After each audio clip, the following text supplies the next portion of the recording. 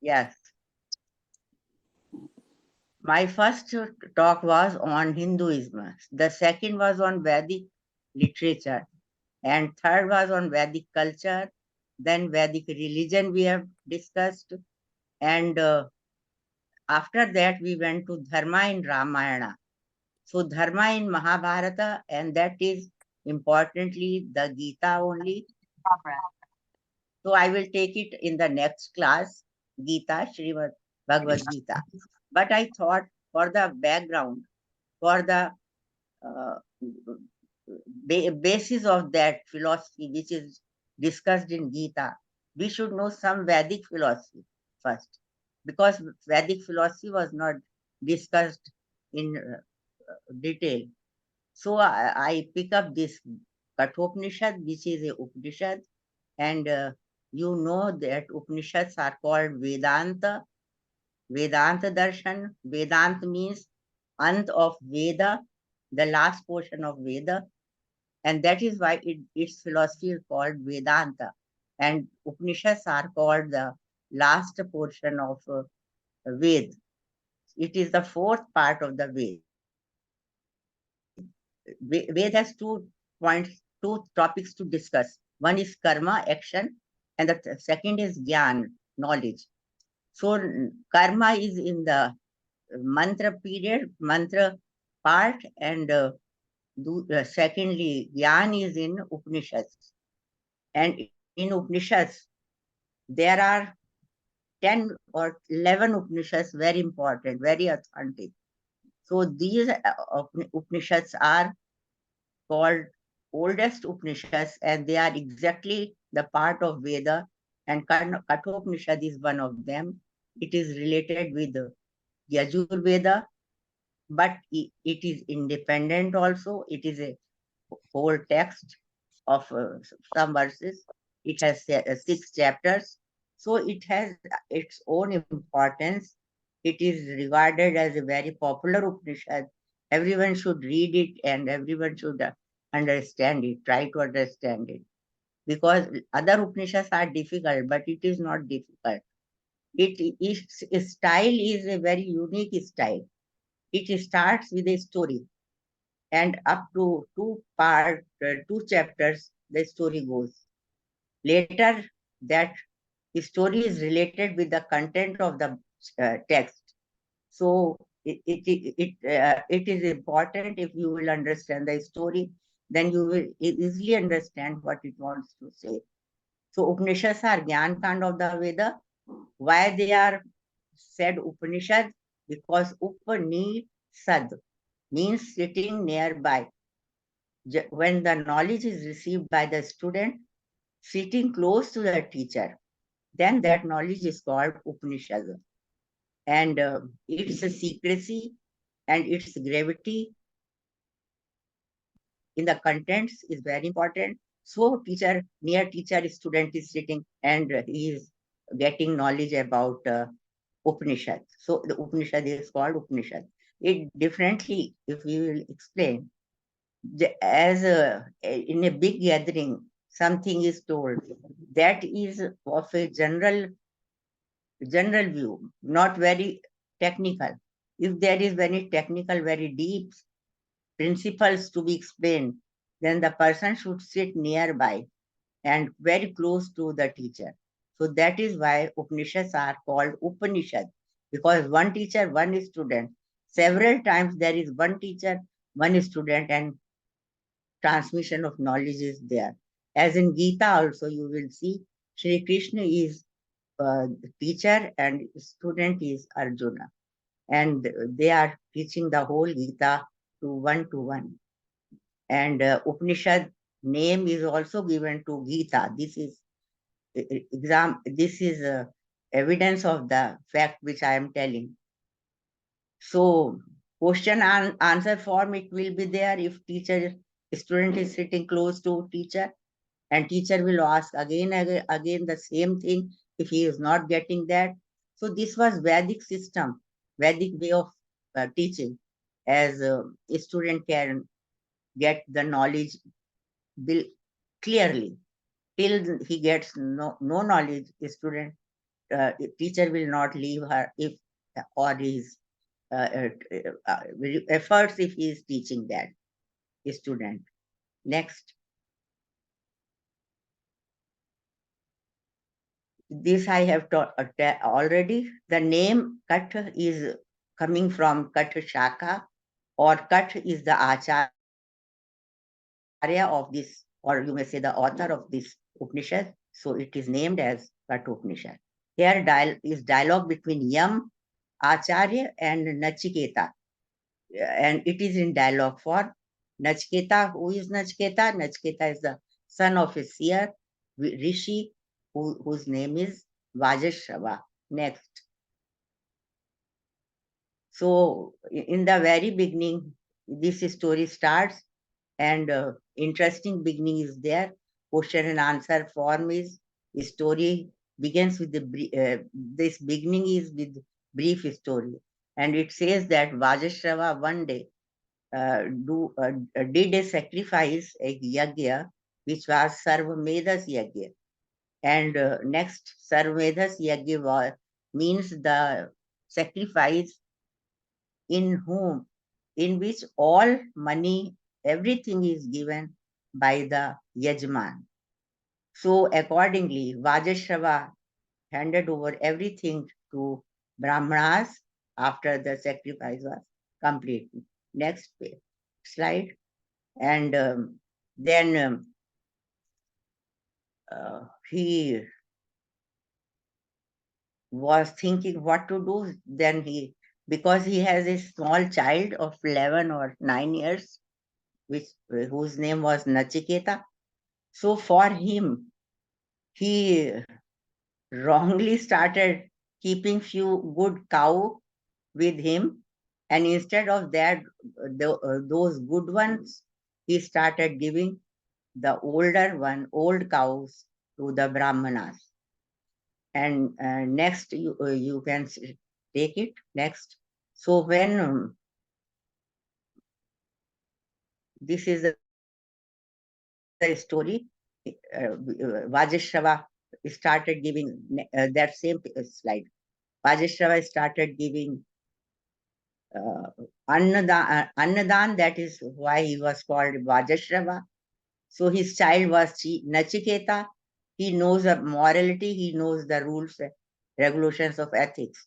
So he said to his father, very gently, he said, to whom you are going to give me? Because you are giving everything. You are giving old cows. So to whom you are going to give me? मुझे किसको दोगे? And he asked this question thrice, as you present day children are also repeating the same sentence. Mummy, mummy, mummy. So like that.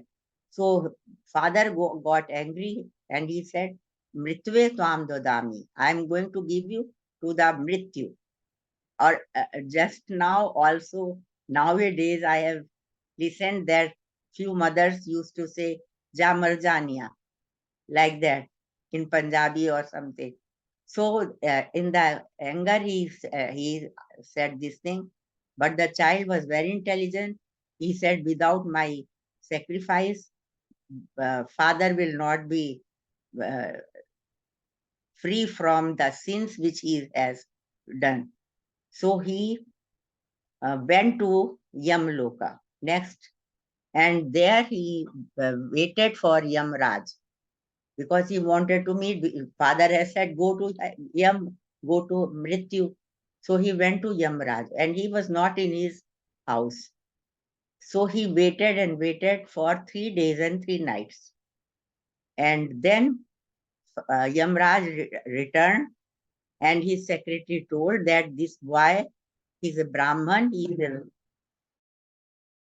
good well versed in Shastras. So he is waiting outside from the last 3 days, and he's not taken any food or milk or water. So Yamraj was very sad and he thought what to do. Then he said to the child that instead of this uh, wrong action of mine, I have troubled you for 3 days. So you ask three boons from me, 3 boons or 3 questions, and I will give that knowledge or 3 boons. Anything in 3 boons you can ask. As in the Ramayana, Kekai has asked Dashrath, ask the 2 boons. You get anytime, whenever she will ask, and Dashrath has to give. So next, then this is first boon, Pratham Vara, and the child asked that. It is the name of this Vara is Pitri Paritosh, satisfaction of father.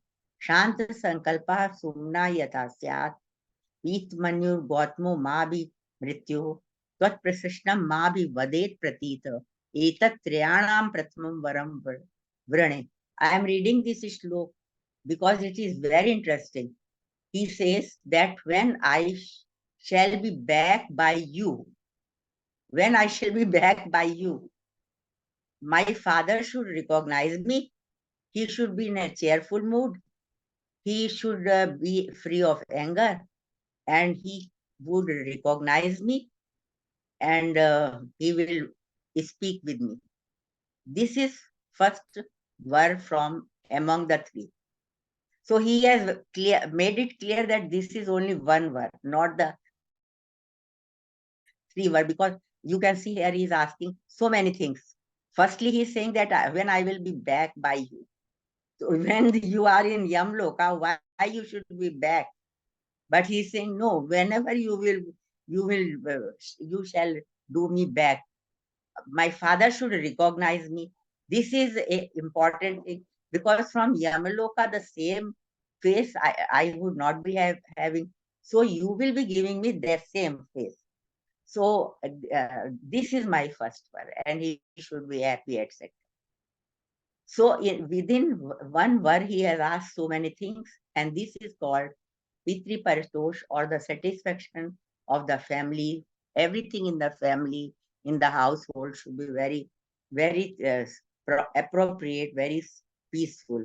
This is first word, and everyone should ask this first number, that my family member should be happy and satisfied, etc. Next, second. Then he asks second boon, second word, and he says, Swarge loke na bhyam kinchanast, na tatra tvam na jarya viveti, ubhe tirtva ashnaya apipase, shokatigo modate swarga loke. The child knows about the swarga loka, about the heaven. What is the characteristics of heaven? He says in swarga loka, no bhaya is there, no one is fearful. There is no fear, because this is important. Tatra tvam na, tatra, at this place you are not there. In the Swargalok you are not. That is why they are fearless. They are free and happy. Na jarya bhiveti. No old age is there. Ubhe tirtva ashnaya apipasya. Without hunger, without thirst, people are enjoying Swargaloka. And that is why I want to know about Swargaloka. When this birth will be complete, I want to go to Swarga. So please tell me about the Swargalok, how to get it, the process, the whole process of it. And this is dependent on the ritual, fire ritual. So you explain me the fire ritual. So in second word, he is asking about the second loka. Second loka. First was this lok, second is parlok, and that is swarg. I should be happy in the next birth also. Next, then granted, boon is granted. Then in the third boon, he asks, येयम प्रेते विचिकित्सा मनुष्य अस्तित्व के नायम अस्तित्व के एतद विद्वाम अनुशिष्टस्त्वयाम वराणामेश वरस तृतीया. Very clearly he says, now I am asking third boon, and that is, in our earth, in our universe, people are always doubtful when there is a death. Some say the person exists. Some say he does not exist. So you tell me about the fact, because you are the holder, you are the controller of all these things. So Yamraj says, no, don't ask this question. It is very difficult question. Any other question you may ask, or anything you may ask. You may ask age, you may ask kingdom, you may ask dance, music, women, the long life also, you may ask anything. You may live here in the Swarg with the Apsaras, but don't ask this question, because its answer is very, very doubtful and you will not understand it. So Nachiketa says, no, only you are also saying that this is very difficult. So difficult question I am asking from you. Otherwise, who will tell this difficult question answer? So he started, Yamraj started saying so many things to him, that ask this thing, but he is not tempted to anything, and he refuses everything which is offered to him. Finally, when Yam sees that he is very sincere, he is very determined, then he says, okay, I will preach you, I will teach you. This is the one third part of the story, which is very in very detail, and it shows that next, please. It shows that there should be uh, some qualities in the student also, some qualities in the teacher also. And now I am going to analyze what were these three varas, three verses of Nachiketa, what they say. See, these are just like three steps of a ladder. This is known to Nachiketa. First is family, happiness, satisfaction, peace. The second one is Swargaloka, Parlokik, happiness and peace. First look, then second look. Then he asks about the Adhyatmic Sukh, spiritual Sukh and peace. This is the third one. So this is just like a ladder, and these are three steps, and everyone has to go higher through these steps only. One by one has to. So first, you may see, in this word only you have to be very calculative, very happily, very active. So all these things, if you will see, then this life, then another life, then the final life. This is the message here. Next. I was talking about the characteristics. So what we know from this story. First is that Nachiketa has a high level of curiosity. High level of curiosity. That is called jigyasa. If there is jigyasa, if there is curiosity, then only teacher has to teach. Otherwise, your teaching will be wasted. And what is this jigyasa? To whom it arises? This is to think about. Jigyasa arises in the heart, in the mind, in the intellect of those persons who know something, but who don't know something else. About a subject, something is known and something is not unknown.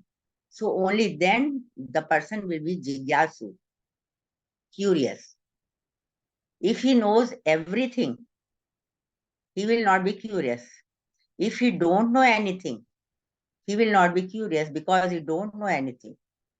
So this is very important, and teacher has to know about the person, about the student, that he knows what he knows when he's coming to take up his class with the particular teacher.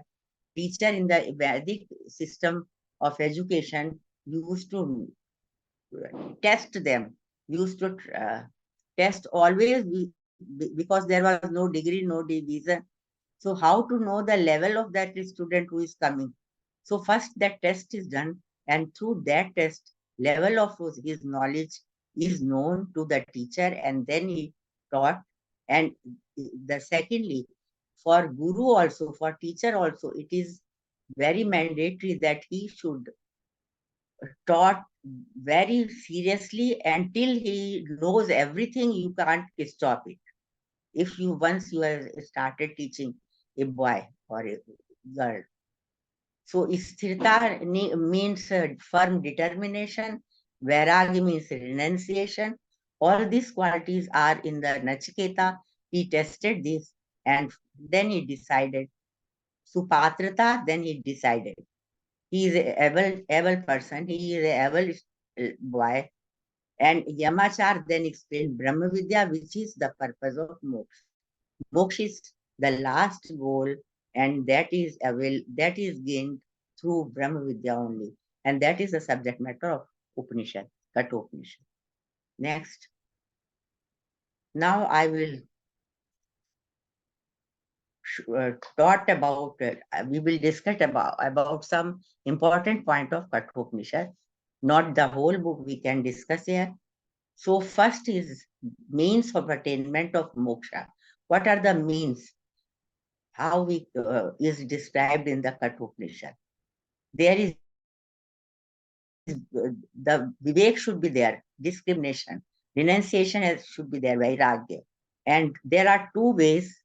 Mantra says, Anya Shreyo, Anya tu Tev Preyo, Ubhe Nanarthe Purusha Sinita, Tayo Shreya Adganas Sadhurvavati, Yete Arthat Tayo Preyo Vraniti. There are two ways in the world. One is good one, and the second is pleasant one. So both have their own goal. Through both you can reach somewhere. Through good goal, you can reach somewhere, and present way also you can reach somewhere.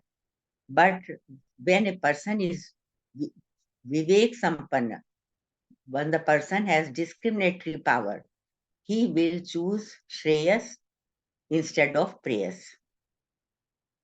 This is the way of telling means of attainment.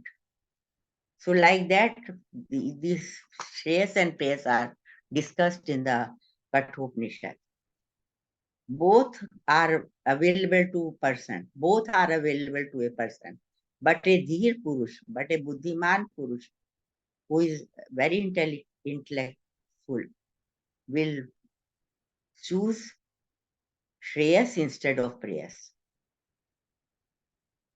The second mean is explained attainment of moksha mein. Next slide.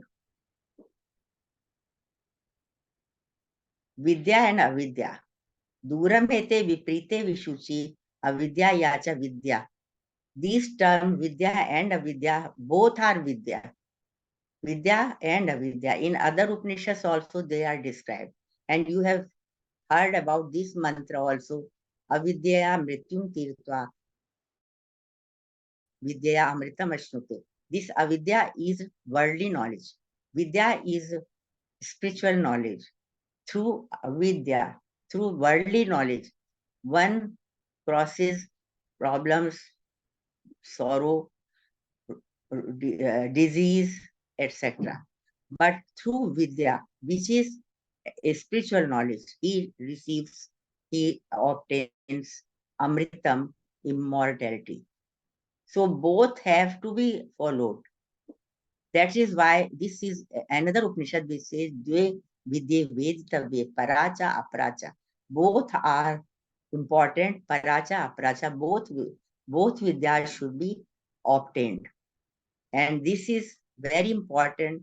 Nowadays, people are only reading or learning avidya, not vidya.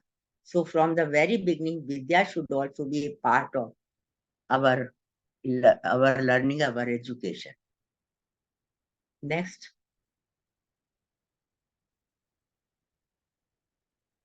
I will be leaving this description of Atman because you have heard about this. And the same mantras are in the Gita also. These are the number Jayati, Mriteva, Kadachit, etc. etc. So it is interesting that Kathopanishads have few mantras from Gita also, or rather it should be said that Gita has obtained these mantras from Kathopanishads because Kathopanishad is earlier than Gita. And Om description, Om is also there, and Om nowadays also, Om is the name of Brahma, and if it is enchanted, we remember God. Uh, this is the message everyone knows about that. Then next,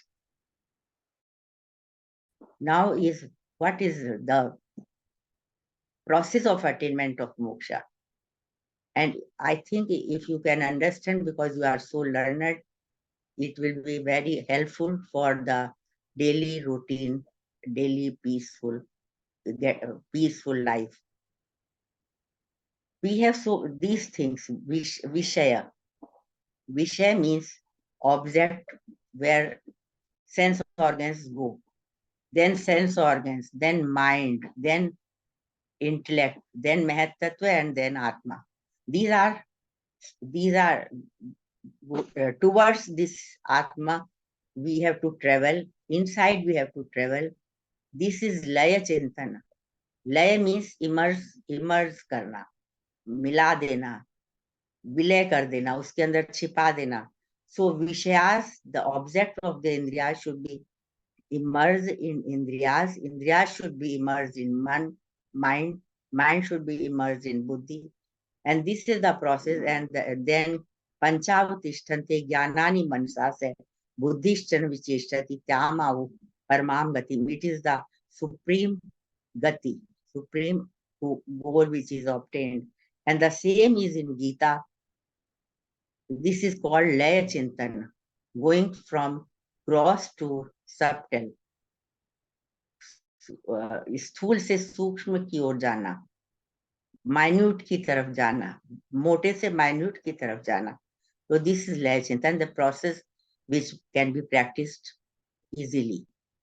Next, then again one process is there, and this is a allegorical description. Our body is chariot. Our Atma is lord of chariot. Chariot, charioteer is Buddhi. Reins are mana, Indriyas are horse, and roads are Vishaya. On the roads, these horses, these sense organs used to run, and reins are loose in the hand of the charioteer, that is Buddhi. Buddhi is doing nothing, and mind is very loose. So Indriyas are going here and there everywhere. And what happens? Rathi, the lord of the chariot, never reaches his destination, and his chariot also, his body also is damaged. If Rathi, Atma Rathi Bhokta, and who will be enjoying all these problems, who will be enjoying good or the bad results? Naturally, Lord of Chariot Atma. So loss will be of Atma, and these are the things which are given to you for the process of attainment. Moksha are wasted, and no one reach no place. Atmanam Rathinam Vidhi Shariram Rathamevtu Buddhistu Sarthim Vidhi Mana Pragrahmevcha Indrani Hayanahu Vishansteshu Gochran Atmindri Manoyuktam Bhokta Ahu Manishram. So, like this allegorical description, in Gita also we find Shri Krishna says, so what should be if the man controls Indriyas, Buddhi controls mana, chariot will be going on smoothly on the road, and Rathi, who is the lord of the chariot, will reach to his destination, and he is enjoying. I am going to college, so car is my chariot, driver is my charioteer. But if charioteer is doing wrong things, chariot will be destroyed, car will be destroyed, and I will be getting late to the college. So result is enjoyed to be by Lord of the chariot. But chariot is, or its other things are not getting any bad results, but they are destroying. So things should be in control by buddhi, by intellect, which is called vivek, discrimination. Next.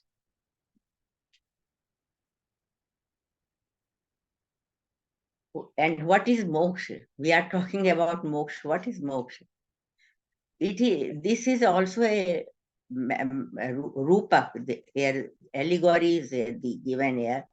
So if we will put water, clean water in the clean water, it will be the same. Just like when moksha is received, Atma is merged with Paramatma. So like that, it is described and it is very deep things. But in Kathopanishad, it is said very simply with Upama Alankar, etc. Next.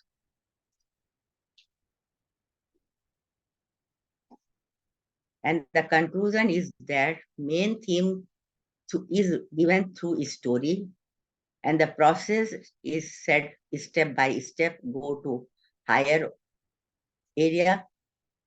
To realize self is to be self. It is just like light is coming and darkness is going. Is it not the same thing? Light is coming and darkness is going. Or you will say darkness goes, light comes. No, they are not two stages, they are one stages. अंधकार जाता है, रोशनी आती है.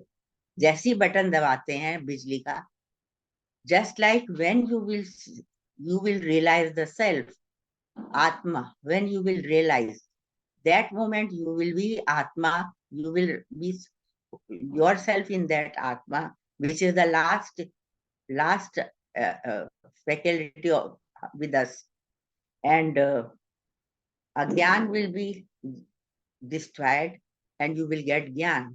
And that Gyan is Atma Gyan, the knowledge of self or the knowledge, self-realization. So not two stages, but the same stage. But for explaining this has to be said here. In the way the Yajurveda, there is a mantra very, very simple, but very appropriate. So I will be telling you here. If you understand, then it is very good. And I know you will be understanding because it is very clear. It says tad apashyat, tad abhavat, tadasi.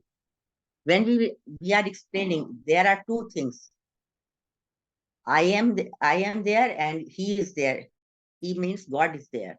But as I will realize myself, I will be one with the God. So for explaining, firstly, in the first stage, I said, I and God, two, but there were not two. So tad apashyat, उसको देखा, तद अभवत, वो हो गया, उसको देखा वो हो गया, अंधकार गया रोशनी आई. फिर वो लास्ट में कहता है ऋषि तद, वो तो था ही, वो था ही, हो गया कहना में गड़बड़ हो जाती है. मगर क्या करें, लैंग्वेज की प्रॉब्लम है. और इंग्लिश लैंग्वेज की तो और भी प्रॉब्लम है, क्योंकि जो लिमिटेशंस जो हिंदी में हो रहे हैं उससे ज्यादा इंग्लिश में हो रहे हैं. और संस्कृत में इतने सारे शब्द हैं, we have so many words, everything is explained very well.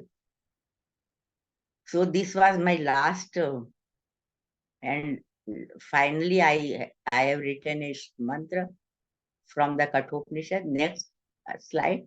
And that is very fine. You should also understand this. Tatra na suryo bhati, na chandra tarakam, na ima viduta kutoyam agni, tamev bhantam anubhati sarvam, tasya bhasa sarvam idam vibhati. Na tatra suryo bhati. In Brahma Loka, in Brahma, सूर्य ना भाती, सूर्य चमकता नहीं है. Surya doesn't give light. Na moon gives light. No alag star. All these stars can give light. No one gives light. No vidyut, lightning. that can be light, can give light. Kuto ya Agni. And Agni, why Agni will give light? He is nothing, Agni is nothing before him. Tamev bhantam anubhati sarvam. When he is illuminating, everything is illuminating. Tasya bhasa sarvam idam vibhati. Everything is lightful with his light. So everything is one. This is very, very beautiful mantra of Kathopanishad. And this is the mantra which Vivekananda used to tell, Uttishta Jagrat Prapya Varanya Bodhar. This is also from Kathopanishad. And this, the second, Shurasiddhara Nishta Duratya. This is quoted by Tulsidas. So like that, there are so many important mantras in Kathopanishad, and that is a Upanishad which everyone should read. It is simple also and not very difficult. Thank you. I think there are in chat box some questions also.